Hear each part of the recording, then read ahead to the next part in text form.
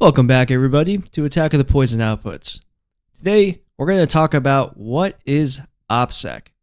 Now, a couple episodes ago, I got a comment from Basil9560, and he wrote, "Hi, could you consider making a video about OPSEC?" I thought this was a good question because, I sometimes kind of get wrapped up in what I'm making, and I forget to take a step back and, kind of summarize things.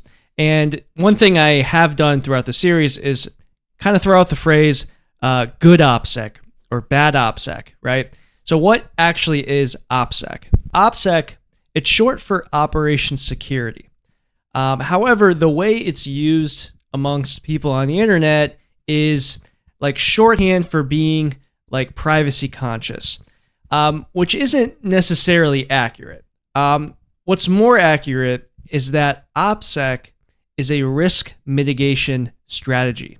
It's a mindset, really. And when you have good OPSEC, you are applying that risk mitigation to every single aspect of your life, not just with computers. You are essentially breaking down how you are vulnerable and what you can do to protect yourself. And not only that, you are looking at how you are vulnerable and asking yourself realistically, how would an attacker attack you?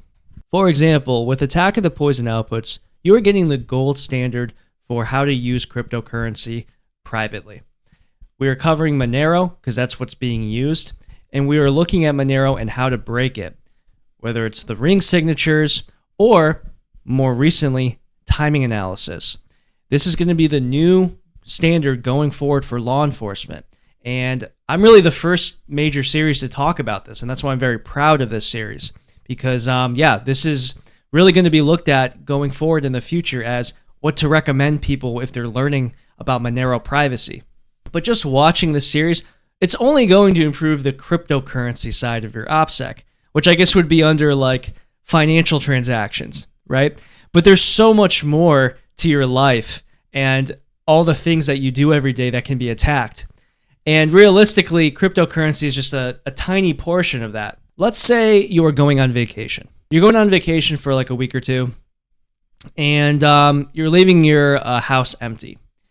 You want to run through like, okay, what can happen to my house while I'm gone? Well, I can get robbed, right? So what do I have in place to prevent that? Is someone going to be checking on the house? Do I have like some security set up? Am I locking the windows? Is everything hidden in good places that I want to hide, right? Etc. That is an example of OPSEC. Something as like basic as that, right? This is like survival kind of techniques. You could also look at it like, say you're going out and you're going to a show, you're going to a nightclub, and you're by yourself.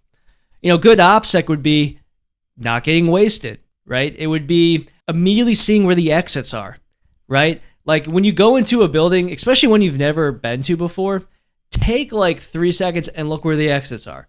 That would be good OPSEC because, if a fire would ever happen or, something else really bad, you would know where to go. If you think fires don't spread fast, watch the Station nightclub video. That will immediately change your thoughts on whether or not you should look for exits, because that shit is crazy. So like having that mindset of OPSEC is really just a way to like protect yourself and your family or your friends.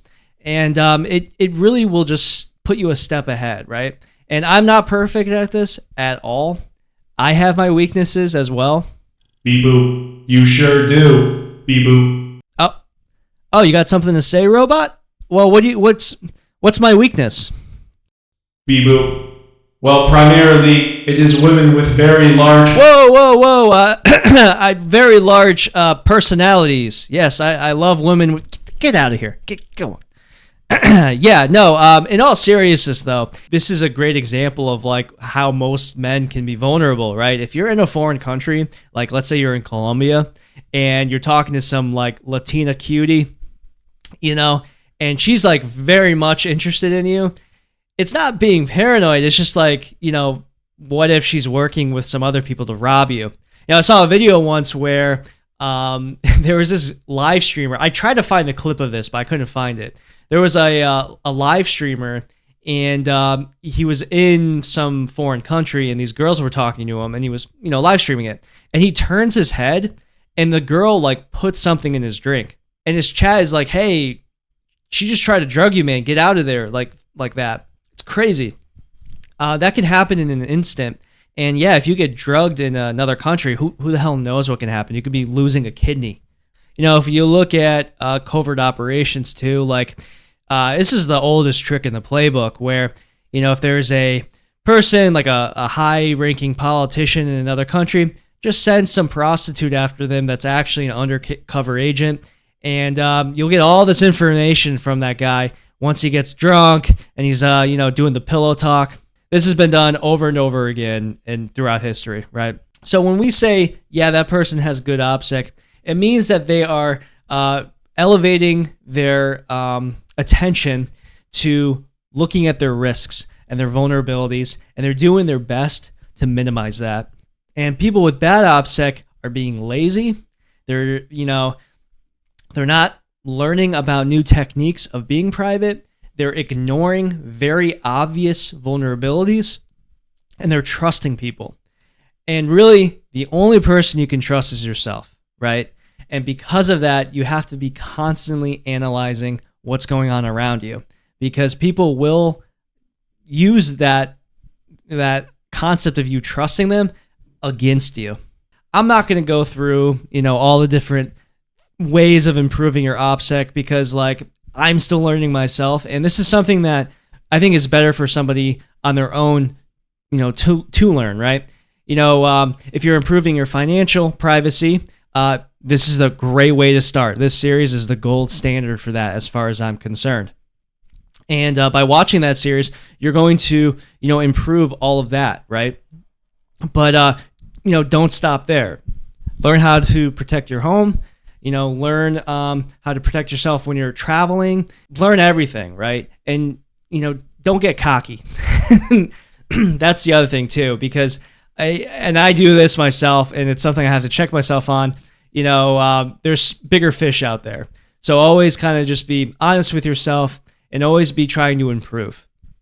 So thanks for watching, guys, and I'll see you next time. And as always, if you like the content, please donate. Thank you.